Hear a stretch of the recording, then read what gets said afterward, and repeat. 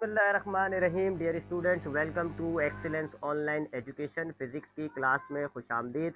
Physics में chapter number 9 nature of light. इस chapter का जो लास्ट क्लास में हमने टॉपिक पढ़ा था वो था डायफ्रैक्शन ऑफ एक्स रेस, यानी एक्स रेस की डिफ्रैक्शन हमने पढ़ी थी। थोड़ा सा इसको रिपीट करते हैं, फिर हम अपने आखिरी टॉपिक की तरफ आते हैं। हमने देखा था कि जो डिफ्रैक्शन होती है, यानी कि ये जो वेव्स होती हैं, ये किसी किनारे, एज, किसी ऑब्स्टिकल से टकराकर बैंड कर जाती हैं। इस bending of wave is called diffraction. तो ये जो रेज आपकी या जो कोई भी वेव है, अगर आपके किनारे से टकरा के मुड़ती है, इसको आप डायफ्रैक्शन कहते हो। फिर डायफ्रैक्शन की एक कंडीशन होती है कि जो जिस वेव का आपने डायफ्रैक्शन जो है वो ऑब्जर्व करना है, उसका वेव लेंथ बड़ा होना चाहिए निस्बतन आपका जो ऑब्स्टिकल है उसके साइज से। एक्सरेज के साथ यही प्रॉब्लम होती है कि एक्सरे इंतहाई छोटी वेवलेंथ की होती है, 10⁻⁻10 मीटर। इतना छोटा इनका वेवलेंथ होता है कि इतना छोटा हमारे पास स्लिट हम तैयार नहीं कर सकते। ना हमारे पास ग्रेटिंग मौजूद होती है, ना स्लिट्स मौजूद हो सकती हैं। तो एक्सरे का डिफ्रैक्शन कैसे देखा जाए, तो इसका जवाब हमें दिया था जी ब्रैग नाम का एक साइंटिस्ट था। ब्रैग ने कहा कि क्रिस्टल्स के अंदर अगर हम क्रिस्टल्स के एटम्स को देखें तो उन एटम्स के प्लेन बना ले। अगर आप सारे एटम्स की एक लाइन बनाए, एक ही तरह आप एक लाइन बनाएं, तो ये हो गई जी एक एटम्स की लाइन, ये हो गई एक और एटम्स की लाइन। तो इनको हम कहते हैं एटॉमिक प्लेन्स। तो अगर हम क्रिस्टल्स के दो एटॉमिक प्लेन्स के दरमियान डिस्टेंस को देखें तो ये तकरीबन इतना होता है जी कि wave length of X ray से छोटा। ठीक है, यानी एक्स रे की जो वेव लेंथ है वो बड़ी हो गई है और एटॉमिक प्लेन्स के दरमियान जो डिस्टेंस होता है वो छोटा होता है। तो यहाँ अब आपका यहाँ एक्स रे का डिफ्रैक्शन हो सकता है। आपकी ये जो दो एटॉमिक प्लेट्स हैं, ये आपकी एजिस का काम अंजाम देती हैं, इनसे टकराकर एक्स रे डिफ्रैक्ट हो सकती है। ये है ब्रैग लॉ। ब्रैग लॉ से इसने आपको जो है वो एक्स रे का डिफ्रैक्शन करके दिखाया। इसने एटॉमिक क्रिस्टल्स लिए और उसमें से जब उसने एक्स रेज गुजारी तो एक प्लेन से एक्स रे टकरा के बैंड हो गई, दूसरी प्लेन से एक्स रे टकरा के बैंड हो गई। दोनों से टकरा के ये एजिस हो गई जी, प्लेन जो है वो एजिस हो गई ऑब्स्टिकल की। तो एक्स रेज एजिस से टकराकर बैंड हो गई। बैंड क्यों हो रही है? क्योंकि कंडीशन पूरी हो चुकी है। ये जो कंडीशन है कि जी वेव लेंथ बड़ी होनी चाहिए, ऑब्स्टिकल का साइज छोटा होना चाहिए। तो ये जो ऑब्स्टिकल आ रहा है, ये जो दो प्लेन के दरमियान डिस्टेंस है, ये लेस देन है जी किससे? 10⁻⁻10 से। कंडीशन पूरी हो गई, एक्सरे की डिफ्रैक्शन हो गई। तो एक्सरे की जो डिफ्रैक्शन है वो नॉर्मल मेथड से नहीं की जा सकती, ब्रैग मेथड से की जाती है, by atomic planes. Atomic planes की मदद से की जाती है। फिर इसका हमने मैथमेटिकल एनालिसिस किया। हमने ये दो एक्सरे ली, एक है एक्सरे नंबर 1, एक है एक्सरे नंबर 2। एक्सरे नंबर 1 जो है वो आपके पहले एटॉमिक प्लेन से डिफ्रैक्ट हो गई। एक्सरे नंबर 2 जो है वो आपके दूसरे एटॉमिक प्लेन से डिफ्रैक्ट हो गई। ठीक है जी, जैसे हमारे पास ये स्लिट्स होती थी ना, ये स्लिट्स होती थी, एक रे हमारी जो है स्लिट के ऊपरी हिस्से से, एक हमारी स्लिट के निचले हिस्से से। ऐसे यहाँ पे मामला हो गया। तो यूं आपके पास दो एक्सरेज हैं, एक 1 और एक 2, दोनों डायफ्रैक्ट हो गई हैं। अब हमें यहाँ पाथ डिफरेंस निकालना है। साफ नजर आ रहा है कि एक्सरे नंबर 1 ने कम फासला तय किया, यहाँ आई टकराई, ये मुड़ गई। जबकि एक्सरे नंबर 2 ने ज़्यादा फासला तय किया, ये इतना लंबा फासला तय करके दूसरे प्लेन से टकराई और मुड़ गई। तो हमारे पास जो सेकंड एक्सरे है, इसने ज़्यादा रास्ता तय किया है, फर्स्ट एक्सरे ने कम रास्ता तय किया। अब हमें पाथ डिफरेंस निकालना है इन दोनों के दरमियान। तो हम क्या करते हैं जी, दोनों रेस के दरमियान हम एक परपेंडिकुलर ड्रॉ कर देते हैं। तो ये जो येलो लाइन से परपेंडिकुलर ड्रॉ किया है, यहाँ पर ये, यहाँ पर ये। तो अब ये जो एक्स्ट्रा लाइंस होती हैं, this is called path difference. तो अब मैंने इन दोनों रेस के दरमियान एक यहाँ परपेंडिकुलर ड्रॉ किया ए बी, एक यहाँ परपेंडिकुलर ड्रॉ किया ए डी। इन दोनों परपेंडिकुलर ड्रॉ करने से क्या हुआ जी, ये मेरे पास आ गया पाथ डिफरेंस। पाथ डिफरेंस क्या है? बी से सी और सी से डी। ये जो आपकी लाइन नजर आ रही है जहाँ मैं पॉइंटर घुमा रहा हूँ, ये जो है जी ये एक्स्ट्रा पाथ है जो सेकंड रे ने ज्यादा तय किया। ये बी सी सी डी, ये हमें मालूम करना है कि ये पाथ डिफरेंस कितना है। तो हमने यहाँ लिखा नीचे पाथ डिफरेंस, जिसको हम एस से डिनोट करते हैं, कितना हो गया जी? B C plus C D. B C हो गया ये, प्लस सी डी हो गया ये। अब हमें इसको फाइंड आउट करना है। उसके लिए हमने क्या किया जी, हमने यहाँ ट्राइंगल्स को बना दिया, कंप्लीट कर दिया। हमने ये ए को सी से मिला दिया, ये हमारे पास आ गया जी एक लाइन, स्ट्रेट लाइन। और ये एक्चुअल में देखा जाए, पीछे डायग्राम देखो, तो ये दोनों एटॉमिक प्लेन्स के दरमियान डिस्टेंस हो गया, जिसको हम डी से डिनोट करते हैं। तो अब ये बी सी क्या है, सी डी क्या है, ये दोनों पाथ डिफरेंसेस है। ए सी क्या है, ये आपके पास जो है दो एटॉमिक प्लेन्स के दरमियान जो डिस्टेंस है वो है। ये ऊपर दो एंगल्स हो गए आपके पास थीटा। अब यहाँ आपको दो ट्राइंगल्स नजर आ रहे हैं, एक है ए बी सी, एक है ए डी सी। ठीक है, तो ये मैंने नीचे डायग्राम्स में अलहदा से बना दिए, ये वही डायग्राम आ गए। ठीक है जी। अब अगर आप पहले ट्राइंगल को देखो यानी ए बी सी, इस ट्राइंगल को देखो तो इसमें ये जो डी है, ये जो डी है ये हाइपोटेन्यूस हो गया क्योंकि 90 के सामने है, और ये जो है बी सी ये परपेंडिकुलर हो गया क्योंकि ये थीटा के सामने है। तो ये हमने लिख दिया जी कि ट्राइंगल ए बी सी में जो परपेंडिकुलर है वो क्या है, बी सी है, और हाइपोटेन्यूस जो है वो क्या है, डी। इसी तरीके से दूसरे ट्राइंगल को हम देखें अगर ए डी सी, तो 90 के सामने वाली यानी कि ये जो ए सी वाली साइड है ये हाइपोटेन्यूस हो गई, और थीटा के सामने वाली यानी सी डी जो है वो परपेंडिकुलर हो गई। तो ये मैंने यहाँ लिख दिया कि in triangle A D C perpendicular क्या हो गई, सी डी, और हाइपोटेन्यूस क्या हो गई, ए सी। और आपको नजर आ रहा है कि जो ए सी है ये हमने कहा हुआ है इसको किसके बराबर है, ये दो एटॉमिक प्लेन्स के दरमियान जो डिस्टेंस है उसके बराबर है, जिसको हमने डी से डिनोट किया हुआ है। तो इसलिए मैंने दोनों हाइपोटेन्यूस के आगे डी लिख दिया। अब पहले इस ट्राइंगल पे आते हैं जी। इस ट्राइंगल ए बी सी में परपेंडिकुलर है बी सी, हाइपोटेन्यूस है जी डी। हमने साइन थीटा बनाया, perpendicular divided by hypotenuse, perpendicular B C डाल दिया, हाइपोटेन्यूस डी डाल दिया। डी डिवाइड हो रहा है, साइन के पास लेके गए मल्टीप्लाई हो गया, ये आ गई बी सी।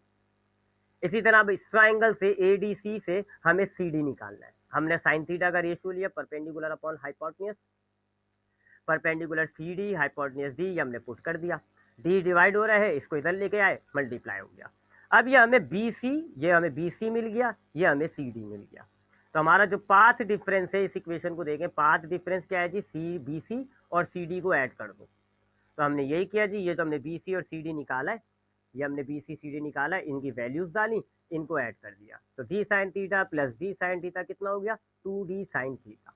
तो इस एक्स रे डिफ्रैक्शन के अंदर पहली और दूसरी एक्स रे के दरमियान जो पाथ डिफरेंस है वो कितना हो गया, 2d साइन थीटा। ये हो गया जी क्या, पाथ डिफरेंस। तो दोनों एक्स रेस के दरमियान जो पाथ डिफरेंस पाया जा रहा है वो कितना है, 2d साइन थीटा। फिर हम जानते हैं कि कंस्ट्रक्टिव इंटरफेरेंस के लिए पाथ डिफरेंस होना चाहिए n लैम्डा।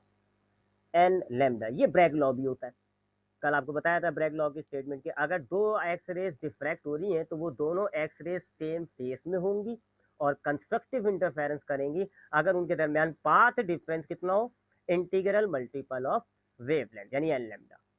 तब हमारे पास पाथ डिफरेंस यहाँ पर आ रहा है 2d साइन थीटा, जबकि कंस्ट्रक्टिव इंटरफेरेंस में पाथ डिफरेंस होता है एन लैम्डा। दोनों इक्वेशंस को हमने कंपेयर किया तो ये हो गया n lambda is equals to 2d sine theta. इस इक्वेशन को हम कहते हैं ब्रैग्स लॉ। यहाँ हम जो है इजीली एटॉमिक प्लेन्स के, इस इक्वेशन से हम करते क्या है जी, इस इक्वेशन के जरिए हम दो एटॉमिक प्लेन्स के दरमियान जो डिस्टेंस होता है उसको कैलकुलेट करते हैं। ठीक है, ये जो डी होता है, क्योंकि बाकी आपको देखो थीटा पता होता है जी, आप एक्सरे जिस एंगल से दे रहे होते हो ना, ये एंगल भी थीटा, ये याद रखिएगा। ये जो एंगल है ना, ये कि आप एक्सरे कितने एंगल से इंसिडेंट करा रहे हैं, ये भी थीटा, ये और ये इसी के ही बराबर है मैथमेटिकली। तो ये आपको नोन होता है, आपको पता होता है। आप एक्सरे जब एटॉमिक प्लेन्स में मारते हैं, आप एक खास एंगल के साथ मारे, आपको एंगल पता चल गया। ठीक है, तो ब्रैग लॉ की इक्वेशन को अगर हम देखें तो ये एंगल हमें पता होता है, वेवलेंथ जो है हमें वो भी पता है। एक्सरे की वेवलेंथ बताया आपको 10⁻⁻10 मीटर। नंबर ऑफ फ्रिंजेस, आप फ्रिंज देख लें, पहला फ्रिंज आ रहा है, दूसरा फ्रिंज आ रहा है, तीसरा फ्रिंज आ रहा है, ये वो होता है एन। तो आप इस पूरी इक्वेशन में आपको थीटा, वेवलेंथ और एन सब पता है। पता नहीं है तो डी, आप डी निकाल दो इस फॉर्मूले से। ठीक है जी, तो ये फॉर्मूला जो ब्रैग इक्वेशन का फॉर्मूला है, ये हमारे लिए कहाँ इस्तेमाल होता है जी, एक तो इस फॉर्मूले के जरिए या इस पूरे प्रोसेस के जरिए हमने एक्स रे का डिफ्रैक्शन भी साबित किया, और ये साबित किया कि एक्स रे भी एक वेव का, एक वेव होती है, एक इलेक्ट्रोमैग्नेटिक वेव होती है। और दूसरा, इस फॉर्मूले की मदद से हम दो एटॉमिक प्लेन्स के दरमियान का जो डिस्टेंस होता है उसको भी फाइंड आउट करते हैं। ये इस टॉपिक के बाद अब हमारा जो नेक्स्ट टॉपिक है वो हमारे इस चैप्टर का बिल्कुल लास्ट टॉपिक है। जिस चैप्टर के बाद हमारा टॉपिक खत्म हो जाएगा, यानी चैप्टर ही खत्म हो जाएगा, और वो है जी पोलराइजेशन। पोलराइजेशन क्या होता है, और पोलराइजेशन ऑफ लाइट को हम पढ़ेंगे। लाइट के अंदर एक और फिनोमेना हम पढ़ने जा रहे हैं, and that is called polarisation. तो इस चैप्टर में आपने लाइट के नेचर के साथ साथ दो फिनोमेना पढ़ चुके हो लाइट के, पहला है इंटरफेरेंस, दूसरा है डिफ्रैक्शन। अब हम तीसरा फिनोमेना पढ़ने जा रहे हैं, वो है पोलराइजेशन। अब ये जरा आहिस्ता आहिस्ता समझना पड़ेगा, it's bit of a confusion, आपको थोड़ी कंफ्यूजन हो सकती है इस टॉपिक में। वजह ये कि आज तक आपने ये चीज़ नहीं पढ़ी, पोलराइजेशन नहीं पढ़ी, इंटरफेरेंस आपने साउंड में पढ़ा है, डिफ्रैक्शन आपने साउंड में पढ़ा है, लेकिन ये चीज़ आप नहीं पढ़ेगे, लिहाजा इसको थोड़ा सा जहन में रखेंगे। अच्छा, हम वेव का चैप्टर पीछे पढ़ के आ चुके हैं। वेव वाला चैप्टर हमने देखा था कि हमारे पास वेव जो है वो दो टाइप्स की होती है। एक कहलाती है ट्रांसवर्स वेव, ट्रांसवर्स वेव, और एक कहलाती है लॉन्गिट्यूडनल वेव। वैसे तो वेव की और भी बहुत सारी टाइप होती हैं, याद होगा आपको। एक होती है स्टेशनरी वेव, एक होती है प्रोग्रेसिव वेव, एक होती है इलेक्ट्रोमैग्नेटिक वेव, एक होती है मैकेनिकल वेव। लेकिन मैं सिर्फ इन दो वेव की बात कर रहा हूँ। ये दो टाइप है, ट्रांसवर्स और लॉन्गिट्यूडनल। एक्चुअल में वेव होती क्या है जी, कि अगर हम किसी भी मीडियम के अंदर, ये मैकेनिकल वेव की बात कर रहा हूँ मैं अभी, आप नॉन मीडियम को छोड़ दो। अगर हम किसी मॉलिक्यूल्स में डिस्टर्बेंस क्रिएट करते हैं और वो मॉलिक्यूल वाइब्रेट करने लग जाता है, मिसाल के तौर पे ये आपके पास एक मॉलिक्यूल है और आप इसमें डिस्टर्बेंस क्रिएट कर दें, अब ये आपका वाइब्रेट कर रहा है, ऊपर जा रहा है, नीचे जा रहा है, ऊपर जा रहा है, नीचे जा रहा है। ये वाइब्रेशन जो होती है ना, इसको आप कह रहे हो वेव। तो डिस्टर्बेंस की वजह से आपके जो मॉलिक्यूल्स वाइब्रेट कर रहे होते हैं और उनके अंदर जो एनर्जी होती है वो प्रोपगेट कर रही होती है, आगे जा रही होती है, इट इज़ कॉल्ड वेव। और वेव हमारे पास हमने बहुत सारी टाइप पढ़ी है, इनमें से इन दो टाइप को जरा गौर करना होगा हमें, ट्रांसवर्स और लॉन्गिट्यूडनल। ट्रांसवर्स वेव कैसी वेव्स होती है कि जिनके अंदर अगर आपके पास एक प्लेन के अंदर वेव मूव कर रही है तो दूसरे प्लेन में मॉलिक्यूल्स वाइब्रेट हो रहे होते हैं। यानी कि मॉलिक्यूल्स अगर आपके, फॉर एग्जांपल इस डायग्राम में मॉलिक्यूल्स आपके वाइब्रेट हो रहे हैं वाई एक्सिस में, ये देखिए नीचे आया, फिर ये ऊपर चला गया, ये नीचे आया, ये ऊपर चला गया। मॉलिक्यूल्स आपके किस प्लेन में वाइब्रेट हो रहे हैं? वाई एक्सिस में, नीचे ऊपर हो रहे हैं वाई एक्सिस में। जबकि आपकी वेव कैसे बढ़ रही है आगे? ऐसे देखें, मैं मजीद वाइब्रेट करूंगा, देखना वेव आगे चली आएगी, इस पॉइंट पर आ जाएगी। देखें, ये देखें वाइब्रेट किया, ऊपर गया, नीचे आया, ऊपर गया, नीचे आया, और देखो वेव आगे बढ़ती जा रही है ना। ऐसी वेव को हम कह रहे होते हैं ट्रांसवर्स वेव, यानी ऐसी वेव जिनकी डायरेक्शन और मॉलिक्यूल्स की वाइब्रेशन में 90 डिग्री का फर्क होता है, परपेंडिकुलर होती है। अगर आपके मॉलिक्यूल्स जो है वो वाई एक्सिस पे वाइब्रेट कर रहे हैं तो आपकी वेव एक्स एक्सिस में ट्रेवल कर रही है। ऐसी वेव्स को हम कह रहे होते हैं ट्रांसवर्स। जबकि लॉन्गिट्यूडनल वेव क्या होती है कि जिनके अंदर एक ही प्लेन में होते हैं दोनों मामला, यानी वेव अगर आपकी एक्स एक्सिस में ट्रेवल कर रही है ऐसे, तो जो मॉलिक्यूल्स वाइब्रेट कर होंगे वो भी आपके इसी डायमेंशन यानी एक्स एक्सिस में वाइब्रेट कर रहे होंगे। ठीक है, यानी कि मॉलिक्यूल्स ऐसे ऐसे आगे पीछे हो रहे होंगे, ऐसे आगे पीछे, ऐसे ऐसे आगे पीछे हो रहे होंगे, और वेव आपकी ऐसे ट्रेवल ही कर रही होगी। तो ये दो टाइप की वेव्स होती हैं, एक ट्रांसवर्स और एक लॉन्गिट्यूडनल। ट्रांसवर्स वेव क्या होती है, मैं आपको डायग्राम दिखाता हूँ इसकी, है मेरे, हाँ ये लेट्स सी द डायग्राम है, अगर खुल जाए तो। हाँ, अब ये देखें जरा, मैंने आपको क्या बताया, दो टाइप की वेव्स होती हैं। ट्रांसवर्स वेव क्या होती है, जो नीचे नजर आ रही है आपको, आपकी वेव देखें ऐसे एक्स एक्सिस में ट्रेवल कर रही है, यूं जा रही है जैसे मेरा पॉइंटर मूव कर रहा है। देखें ये एक आपका वेव, ये क्रेस्ट बना, देखो क्रेस्ट को देखो आप, आगे की तरफ बढ़ रहा है, जहाँ पॉइंटर है मेरा, क्रेस्ट कहाँ जा रहा है? एक्स एक्सिस में ट्रेवल कर रहा है ना, एक्स एक्सिस में, यानी कि लेफ्ट से राइट की तरफ जा रहा है, यानी आपकी वेव की डायरेक्शन एक्स एक्सिस में है। जबकि इस लाल पॉइंट को आप मॉलिक्यूल मानो तो इस मॉलिक्यूल को देखो आप वाई एक्सिस में वाइब्रेट कर रहा है, नीचे आया, अब ये देखो ऊपर जा रहा है, अब ये नीचे आएगा। ये क्या हो गई? ये ट्रांसवर्स वेव हो गई। क्यों? क्योंकि हमारी जो वेव है वो एक्स डायमेंशन में ट्रेवल कर रही है, जबकि मॉलिक्यूल वाई एक्सिस में ट्रेवल कर रहा है। जबकि ऊपर वाली वेव को अगर हम देखेंगे तो वो हो गई लॉन्गिट्यूडनल वेव, क्योंकि इसमें मॉलिक्यूल्स की डायरेक्शन यानी कि मॉलिक्यूल्स की वाइब्रेशन और वेव की डायरेक्शन दोनों एक ही डायमेंशन में। अब अगर इसमें अगर आप देखें तो अब इस रेड डॉट, ये जो रेड लाइन है ना, इसको आप मॉलिक्यूल्स मान लो। तो अब आप देखो ये वाइब्रेट कैसे कर रहा है, ये देखो राइट की तरफ आया, अब ये वापस लेफ्ट की तरफ जा रहा है, फिर ये वापस राइट की तरफ आएगा, है ना। यानी कि एक्स एक्सिस में ऐसे वाइब्रेट कर रहा है, एक्स एक्सिस में वाइब्रेट कर रहा है, और आपकी वेव देखो ट्रैवल भी कैसे कर रही है। अब ये देखो एक ये कंप्रेशन है, कंप्रेशन आपका राइट साइड की तरफ जा रहा है, यानी एक्स एक्सिस की तरफ ट्रैवल कर रही है। तो यहाँ दोनों चीजें सेम है, इसको आप कह रहे हो तो लॉन्गिट्यूडनल वेव। तो ये तो दो वेव की टाइप होती है जो हमने चैप्टर 8 वेव वाले चैप्टर में पढ़ा हुआ है, एक ट्रांसवर्स और एक लॉन्गिट्यूडनल। अच्छा, अब हमें आगे बढ़ते हैं जी। अब चूंकि ये चैप्टर लाइट से ताल्लुक रखता है, अब तक हमने जो दो फिनोमेना देखे, पहला फिनोमेना हमने देखा जी कौन सा, इंटरफेरेंस, और दूसरा फिनोमेना जो हमने इस चैप्टर में पढ़ा वो था डिफ्रैक्शन। इन दोनों फिनोमेना ने क्रिश्चियन हाइजीन की बात को सही साबित किया। क्रिश्चियन हाइजीन ने जो अपनी वेव थ्योरी में बात की थी उसको सही साबित किया। क्या थी वो बात?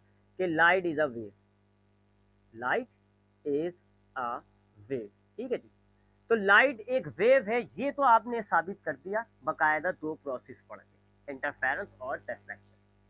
तो इन दो प्रोसेस के जरिए क्रिश्चियन हाइजीन की बात आधी सही हो जाती है। आधी सही क्या हो जाती है कि लाइट एक वेव है। लेकिन अब वेव कौन सी है? यहाँ तो वेव की दो टाइप है, एक ट्रांसवर्स और एक longitudinal. Which one is light? Light कौन सी वेव है, ट्रांसवर्स या लॉन्गिट्यूडनल? ये सवाल खड़ा हो जाता है मेरे आगे। तो अब तक इस चैप्टर को जब हमने शुरू किया था तो न्यूटन और हाइजीन इन दोनों के झगड़ों में पड़ा हुआ था मैं। न्यूटन कहता था पार्टिकल है, हाइजीन कहता था वेव है। अब मैंने जब इंटरफेरेंस पढ़ा, डिफ्रैक्शन पढ़ा, ये दोनों फिनोमेना वेव के होते हैं, तो अब मुझे ये तो क्लियर हो गया कि हाइजीन सही कह रहा है और लाइट एक वेव है। अब अगला सवाल मेरे सामने ये पैदा होता है कि अगर वेव है तो वेव दो किस्म की होती है, ट्रांसवर्स या लॉन्गिट्यूडनल। तो लाइट कौन सी है, ट्रांसवर्स या लॉन्गिट्यूडनल? ठीक है। वैसे अब हम आगे, हम कोई क्रिश्चियन हाइजीन के दौर में तो नहीं है, हम तो अभी मौजूदा दौर में, हम तो सारी रिसर्च करके बैठे हैं। तो मैं आपको वैसे बता देता हूँ, light is a transverse wave. Light एक ट्रांसवर्स वेव होती है, इज अ ट्रांसवर्स वेव, एक ट्रांसवर्स वेव होती है, ट्रांसवर्स वेव होती है। ट्रांसवर्स वेव का मतलब क्या होता है, और फिर मैंने आपको लाइट का पूरा डिटेल भी बताया हुआ है। हम तो, मैंने कहा है ना, हम तो रिसर्च करके बैठे हुए सारे। लाइट एक इलेक्ट्रोमैग्नेटिक वेव होती है, एक इलेक्ट्रोमैग्नेटिक वेव होती है, यानी एक ऐसी वेव जिसके अंदर एक इलेक्ट्रिक फील्ड होती है, एक मैग्नेटिक फील्ड होती है। ठीक है, ये दो फील्ड होती हैं और ये दोनों फील्ड्स वाइब्रेट कर रही होती हैं। कोई मॉलिक्यूल्स वाइब्रेट नहीं कर रहे होते उसके अंदर, मीडियम के मॉलिक्यूल, बल्कि ये फील्ड्स वाइब्रेट कर रही होती है, ये फील्ड्स वाइब्रेट कर रही होती हैं, और उसकी वजह से आपकी एक एनर्जी की वेव बनी हुई होती है, जिसको आप कह रहे हो तो इलेक्ट्रोमैग्नेटिक वेव। आगे की जाके हायर क्लासेस में, यानी कि नेक्स्ट ही क्लास में, यानी कि सेकंड ईयर में आप पढ़ोगे कि इलेक्ट्रोमैग्नेटिक वेव या ये लाइट हम कैसे क्रिएट करते हैं। किसी भी ऑब्जेक्ट से अगर लाइट क्रिएट करनी होती है ना, उसमें से आप इलेक्ट्रॉन पकड़ लो। ये आपके पास एक इलेक्ट्रॉन है, क्या है जी, एक इलेक्ट्रॉन। अब इस इलेक्ट्रॉन को आप वाइब्रेट कराओ। पहले आप इसको ऊपर ले जाओ, फिर वापस इसको नीचे लाओ, स्टार्टिंग पॉइंट पे आ गया। अब आप इसको नीचे लेके जाओ, फिर आप इसको वापस स्टार्टिंग पॉइंट पे लाओ। ये क्या कर रहे हो आप, इलेक्ट्रॉन्स को वाइब्रेट कर रहे हो। जब आपका इलेक्ट्रॉन वाइब्रेट होगा तो इसके साथ एक इलेक्ट्रिक फील्ड होती है, एक मैग्नेटिक फील्ड होती है। तो इसकी जो इलेक्ट्रिक फील्ड है वो भी वाइब्रेट करेगी। ये इसकी इलेक्ट्रिक फील्ड वाइब्रेट कर रही है। ठीक है जी, ये इसकी इलेक्ट्रिक फील्ड हमने बना दी, ये हो गई ई यानी इलेक्ट्रिक फील्ड। यहाँ एक बात और बता दूं, छोटी सी बात। वैसे मैंने कहा है ना ये सब आगे की क्लासेस में है, ये तो मैं आपको ऐसे बता रहा हूँ। अगर आपके पास एक इलेक्ट्रॉन में इलेक्ट्रिक फील्ड होती है ना, तो साथ साथ एक मैग्नेटिक फील्ड भी होती है। इलेक्ट्रिक फील्ड अगर आपकी ऐसे है, ऐसे यानी कि वाई एक्सिस में, तो मैग्नेटिक फील्ड आपकी ऐसे होगी, एक्स एक्सिस में, यानी दोनों फील्ड्स के दरमियान जो है वो 90 का एंगल होता है। ठीक है, जहां इलेक्ट्रिक फील्ड होगी वहां मैग्नेटिक फील्ड होती है, खाली इलेक्ट्रॉन नहीं, हर जगह। अगर आपके पास चार्जेस है वहां इलेक्ट्रिक फील्ड है, तो वहां मैग्नेटिक फील्ड भी होती है। There is an electric field, then there will be a magnetic field as well. और दूसरी बात, दोनों फील्ड के दरमियान 90 का फर्क होता है, परपेंडिकुलर होती है। ठीक है जी, चलें इस बात को ध्यान में रख लेते हैं। तो अब हमने क्या किया, हमने एक लाइट प्रोड्यूस करने के लिए हमने एक इलेक्ट्रॉन को वाइब्रेट कराया, उसको ऊपर लेके गए, नीचे ऊपर, तर तर तर तर वाइब्रेट कर रहा है। अब वाइब्रेट कर रहा है, जाहिर बात है उसकी इलेक्ट्रिक फील्ड तो गोल थी, लेकिन अब ऊपर नीचे हो रही है, तो इलेक्ट्रिक फील्ड भी ऊपर नीचे, यानी कि इलेक्ट्रिक फील्ड भी वाइब्रेट हो रही है। तो अब ये मैंने डायग्राम में आपकी इलेक्ट्रिक फील्ड वाइब्रेट कर दी। अब हमें पता है जी कि इलेक्ट्रिक फील्ड है तो साथ साथ मैग्नेटिक फील्ड भी होगी, और इलेक्ट्रिक फील्ड वाइब्रेट कर रही है तो मैग्नेटिक फील्ड भी वाइब्रेट करेगी, और इलेक्ट्रिक फील्ड और मैग्नेटिक फील्ड में 90 डिग्री का होता है। तो इलेक्ट्रिक फील्ड इस वक्त वाई एक्सिस पे, तो मैग्नेटिक फील्ड आप समझ लो जेड एक्सिस पे होगी, तो ये मैग्नेटिक फील्ड हो गई जो कि वाइब्रेट हो रही है, ये मैग्नेटिक फील्ड हो गई जो वाइब्रेट हो रही है। ठीक है, तो आपकी यूं इलेक्ट्रिक फील्ड है जी एक्स एक्सिस पे, जेड एक्सिस पे आपकी जो है मैग्नेटिक फील्ड है, दोनों वाइब्रेट कर रही है, दोनों के दरमियान 90 का एंगल है। और आपकी वेव कैसे बन रही है, ऐसे, यानी कि एक्स एक्सिस पे। ऐसी होती है लाइट। लाइट वाला ये ध्यान में भी डालिएगा। तो लाइट के अंदर, लाइट इतनी ईजी भी नहीं होती। लाइट के अंदर तीन मामला हो गए, एक इलेक्ट्रिक फील्ड है जी एक्स वाई एक्सिस पे वाइब्रेट कर रही है, एक मैग्नेटिक फील्ड है जो एक्स जेड एक्सिस पे वाइब्रेट कर रही है, और लाइट खुद किस वेव में ट्रेवल कर रही है, किस डायमेंशन में, एक्स एक्सिस में। ये लाइट का जरा बिहेवियर ध्यान में रखिएगा। ये तो मैंने आपको बिहेवियर बता दिया, लेकिन हम अपनी सिंप्लिसिटी के लिए सिर्फ इलेक्ट्रिक फील्ड ले लेते हैं अभी। ऐसे तो हमें पता है इलेक्ट्रिक फील्ड जहां होगी तो वहां मैग्नेटिक फील्ड भी होगी, लेकिन हम अपनी सिंप्लिसिटी के लिए मैग्नेटिक फील्ड, इलेक्ट्रिक फील्ड लेंगे, मैग्नेटिक फील्ड को इग्नोर कर देते हैं। चले वापस आते हैं जी। क्रिश्चियन हाइजीन ने कहा लाइट एक वेव है। हमने इंटरफेरेंस और डिफ्रैक्शन के जरिए साबित कर दिया कि हाँ जी लाइट एक वेव है। लेकिन अब मैं आपसे कह रहा हूँ कि लाइट कौन सी वाली वेव है, लॉन्गिट्यूडनल या ट्रांसवर्स? तो मैं आपसे कह रहा हूँ कि लाइट एक ट्रांसवर्स वेव है। सवाल ये पैदा होता है मैंने कैसे साबित किया, मुझे कैसे पता चला light is a transverse wave? कौन सा ऐसा एक्सपेरिमेंट है, कौन सा ऐसा फिनोमेना है जो प्रूफ करता है कि लाइट एक ट्रांसवर्स वेव है, या कोई सी भी वेव एक ट्रांसवर्स है, तो वो किस फिनोमेना से प्रूफ होता है। जैसे हमने देखा कि लाइट एक वेव है, ये आप किस फिनोमेना से प्रूफ करोगे, इंटरफेरेंस, डिफ्रैक्शन। हमने देखा लाइट के अंदर इंटरफेरेंस और डिफ्रैक्शन होता है, तो हमने कहा लाइट वेव है। इसी तरीके से लाइट एक ट्रांसवर्स वेव है, ये हम पोलराइजेशन नामी फिनोमेना से साबित करते हैं।